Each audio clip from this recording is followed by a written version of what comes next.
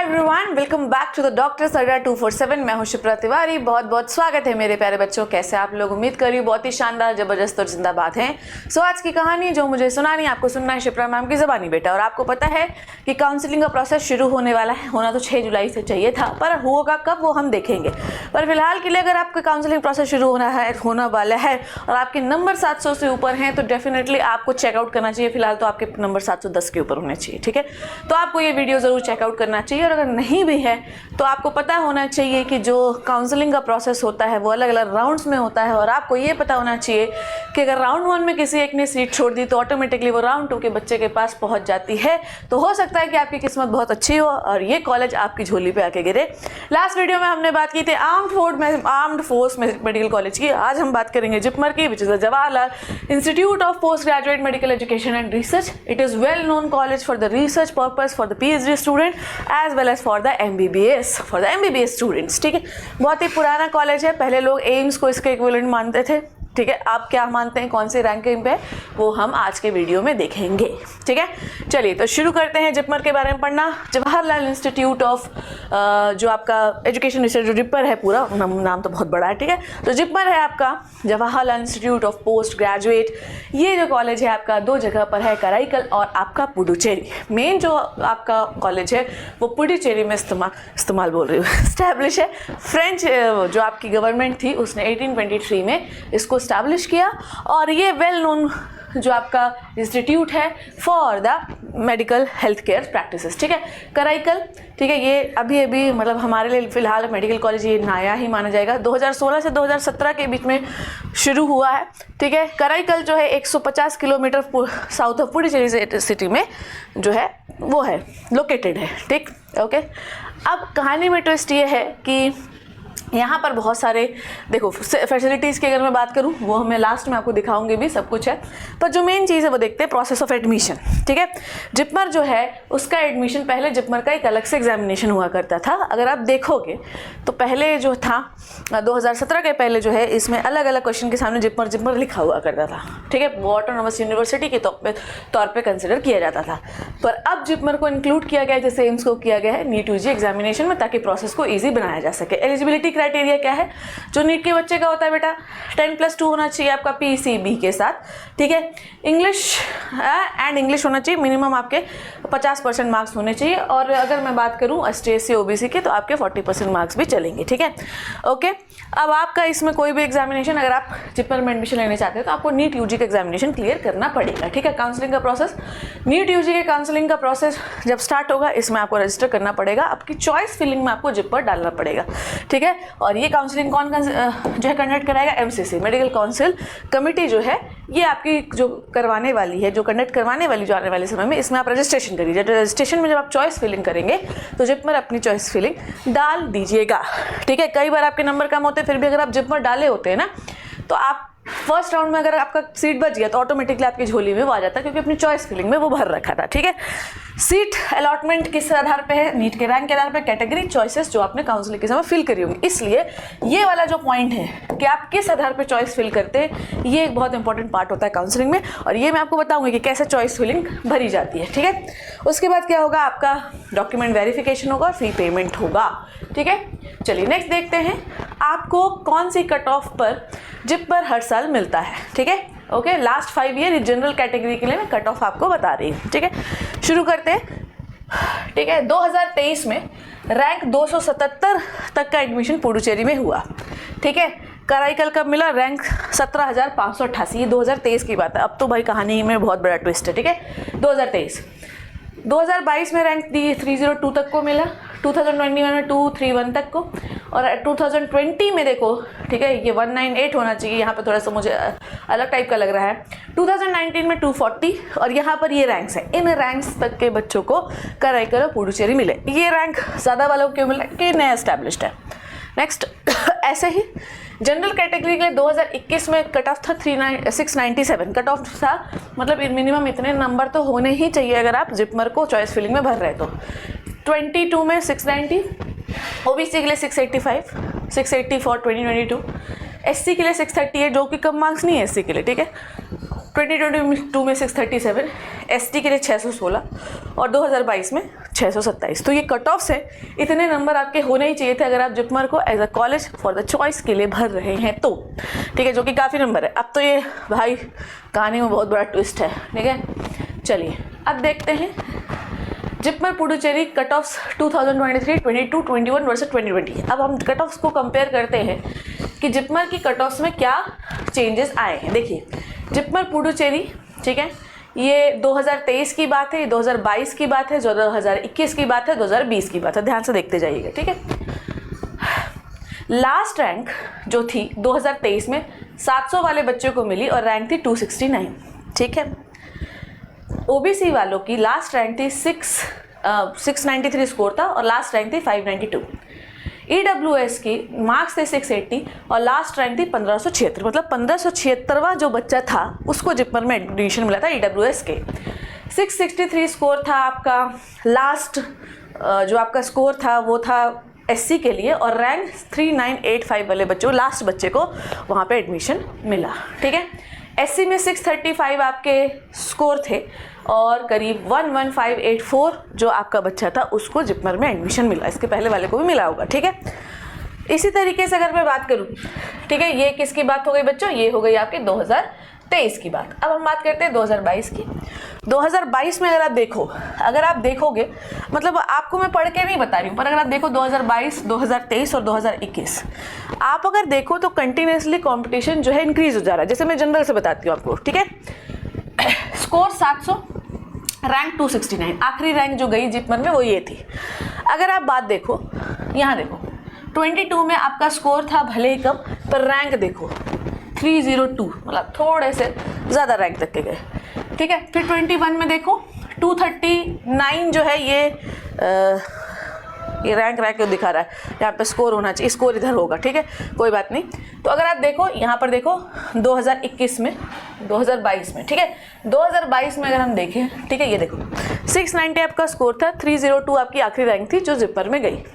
तो अगर मैं यहाँ से एनालिसिस करूँ जो कि लेटेस्ट था, 700 नंबर में गया है भाई आपका आखिरी रैंक।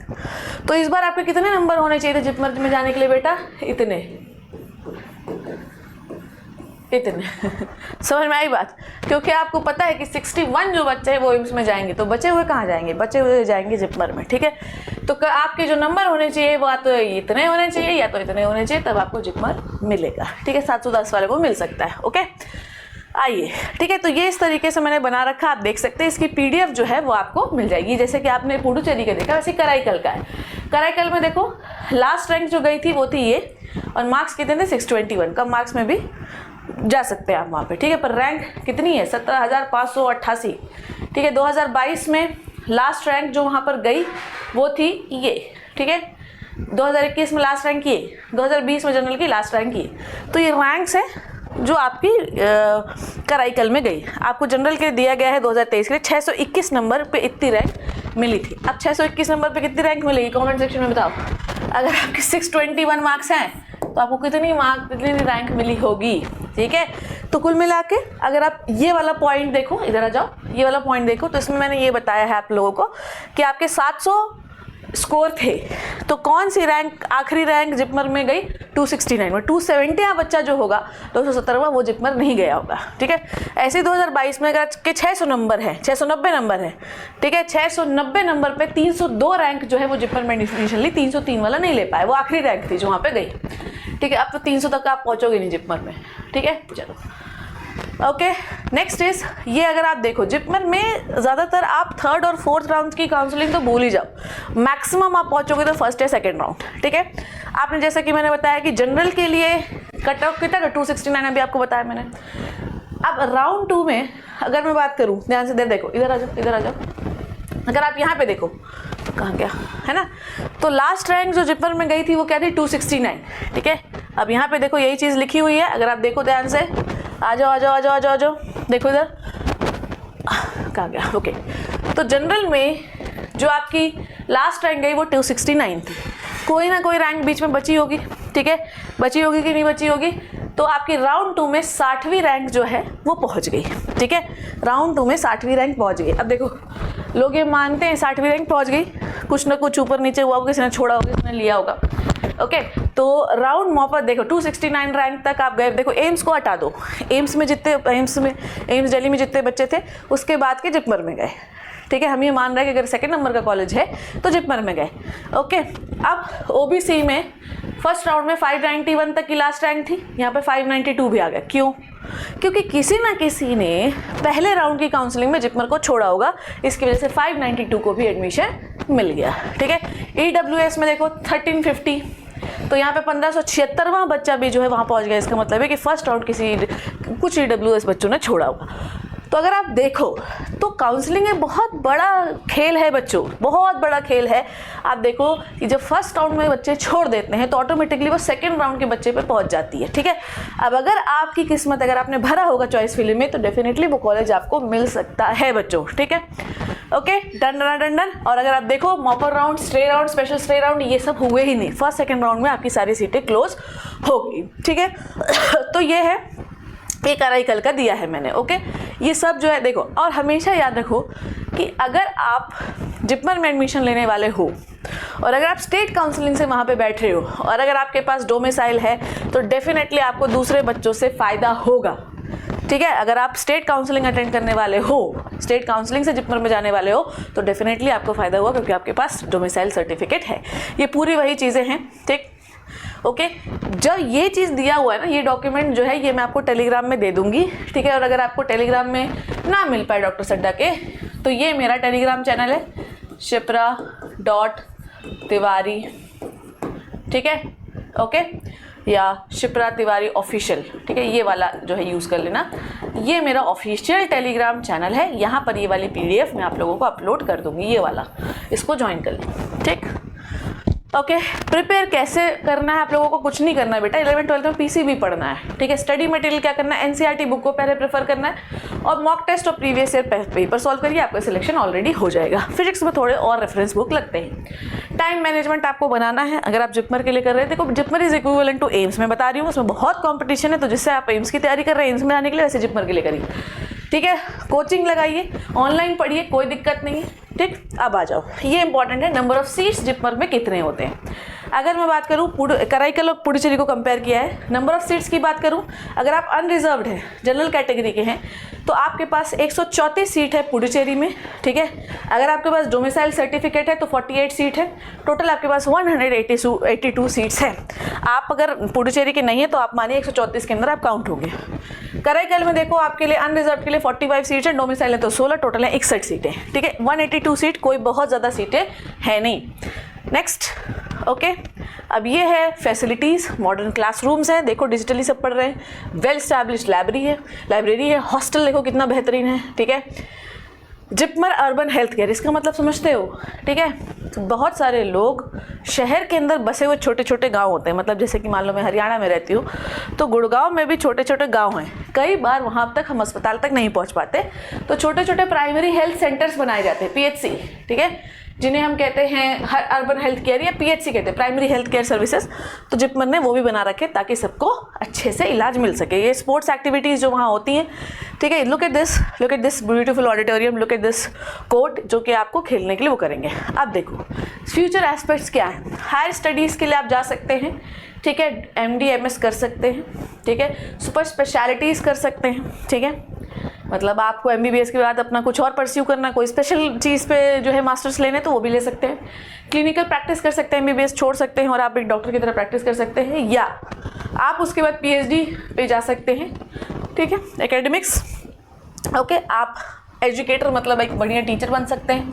गवर्नमेंट जॉब्स में जा सकते हैं, MBBS के बाद डायरेक्ट जा सकते हैं, कोई दिक्कत नहीं है, ठीक है। प्राइवेट सेक्टर की जॉब्स तो आप ले ही सकते हैं। Next is courses available. JIPMER क्या क्या करवाता है? जिपमर करवाता है UG, MBBS एंड BSc। अच्छा, ये एक बहुत बड़ा पार्ट है, ठीक है।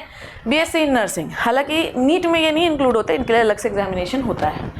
MD MS MSc भी कराता है, ठीक है। DM MCH करवाता है वरना डिफरेंट फील्ड्स, एंड PhD करवाता है। जिपमर की PhD बहुत अच्छी होती है, ठीक है। आ जाइए, fellowship, okay. BSc nurse fellowship जो ये बता रहे हैं, फेलोशिप कोर्सेज जो होते हैं वो 4 डिसिप्लिन्स के लिए, BSc nursing, MSc nursing, BSc allied medical sciences, MSc allied medical sciences, ठीक है। मतलब इन कोर्सेज में अगर आप जाएंगे तो आपको फेलोशिप मिलेगी, ठीक है। MBBS में सैलरी नहीं मिलेगी, मिलेगी, पर ये फेलोशिप प्रोग्राम है। MBBS not a fellowship programme, उसके अंदर नहीं होता, ठीक है। अब देखो फीस, देखो ये बहुत इंपॉर्टेंट है फीस, क्योंकि देखो दो चीज़ें इस वीडियो में बहुत इंपॉर्टेंट है। कट ऑफ्स, आपने देखा कितनी सीटें हैं, किस कट ऑफ पे आप गए, और इस बार कट ऑफ जो है वो और ज़्यादा होगा, ये बात आपको याद रखनी है। अब देखो फीस क्या है, MBBS 14,920 पहले साल की है, ठीक है। एलिजिबिलिटी क्या है, 10+2 विद 5% 50% मार्क्स प्लस नीट में जो भी वैलिड स्कोर होगा। मतलब अगर आप इस बार, तो मैंने आपको बता देना 715 से 720 ही होना चाहिए, तभी आपको जिप्पर मिलेगा, ओके। MPH का होना चाहिए 11,910, BSc के लिए 11,410, MSc के लिए 14,910, PhD के लिए 15,825, कुल मिला के 15,000 के आसपास क्या है आपकी फीस है, ओके डन। अगर आप MPH कर रहे हैं तो आपको ग्रेजुएशन होना चाहिए, BSc कर रहे हैं तो 12वीं पास होना चाहिए, MSc कर रहे हैं तो BSc नर्सिंग करिए, अगर आप MSc नर्सिंग कर रहे हैं तो PhD कर रहे हैं तो आपकी PG होनी चाहिए, okay. Fees for MBBS, okay. Fees देखिए, एडमिशन फ़ी 5,000 है, जो कि मतलब वन टाइम है, मतलब एक बार आपको दे दोगे तो पार्सल नहीं देना पड़ेगा। कॉशन डिपॉजिट जो होती है 3,000, ट्यूशन फ़ी 1,200, जिपमर एसोसिएशन फ़ी, जिपमर स्टूडेंट एसोसिएशन फ़ी 2,000, लर्निंग रिसोर्स फ़ी 2,000, कॉर्पस फंड एकेडमिक फ़ी 70 रुपये, student information detail 1,500, identity card 150 रुपये, ठीक है। कोई बहुत ही नॉमिनल कॉलेज है, सरकारी है बेटा, ठीक है। और आपकी फ़िलहाल रैंकिंग के हिसाब से नंबर 2 पे अभी काउंट किया जा रहा है। तो अगर आपको जिपमर में एडमिशन चाहिए तो मैंने आपको बता दिया नंबर कितने होने चाहिए, तभी आपको मिलेगा, क्योंकि रैंकिंग 2 में इस समय आ रही है, ठीक है। जिपमर अपने आप में एक बहुत बड़ा कॉलेज है, बहुत अच्छा कॉलेज है, तो अगर आपको ये मिलता है तो किसी भी कारण से छोड़ना नहीं है, आपको एडमिशन ले लेना है। फ़ी 15,000 के आसपास है, बहुत ही नॉमिनल फ़ी है, हर कोई भर सकता है। So this is all about the JIPMER, ठीक है। अब आपको ये लग रहा होगा, अच्छा ये वाले में अगर आपको बिल्कुल थोड़ा भी डाउट है, look at this cut off, ठीक है। तो मैंने इसमें बहुत टाइम लगता है, एक बार जिपमर का कैलकुलेशन करके मैं आपको बताऊंगी कि कैसे राउंड 1 राउंड 2 में गया, ठीक है। पर अगर आप ये डिटेल देखेंगे, जो कि टेलीग्राम में मैं आपको PDF दे दूंगी, तो आपको बहुत क्लियर समझ में आ जाएगा कि फर्स्ट राउंड में कौन सी रैंकिंग तक बच्चे गए, सेकंड राउंड में कौन सी रैंकिंग तक बच्चे गए हैं, ठीक है। अगर सेकंड राउंड में आपको रैंक कम दिख रही है, इसका मतलब क्या है कि वो स्टेट काउंसलिंग से भी आ सकता है, और फर्स्ट राउंड में हो सकता है उसने ना लिया हो, सेकंड काउंसलिंग में उसने लिया हो, फर्स्ट काउंसलिंग में उसे कोई और कॉलेज मिल रहा हो, उसने चॉइस में नहीं फिल किया हो, फिर वो सेकंड राउंड में बैठा होगा, फिर सेकंड राउंड में उसने जिपमर की चॉइस फिल की होगी, फिर जिपमर उसको मिला, ठीक है। तो आपको ये चीज़ें याद रखनी है। काउंसलिंग एक बहुत बड़ा गेम है, अगर आप अच्छे से काउंसलिंग करवाते हैं तो डेफिनेटली आपको अच्छा कॉलेज मिल सकता है। So this is all about the JIPMER. I hope you learn and enjoy the video. Thank you so much बच्चों, take care and bye bye. अपना बहुत बहुत ध्यान रखना।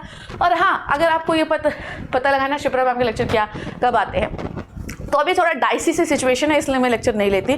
पर अगर आप बात करो कि टाइमिंग क्या है मेरी, तो 9 बजे जो है वो मेरी टाइमिंग होती है। रात के 9 बजे मैं आराम से पढ़ाती हूँ। अगर मैं कोई लेक्चर लूँगी तो 9 बजे लूँगी। Thank you so much. ये वीडियो भी 9 ही बजे चल रहा है। Thank you so much, take care and bye bye.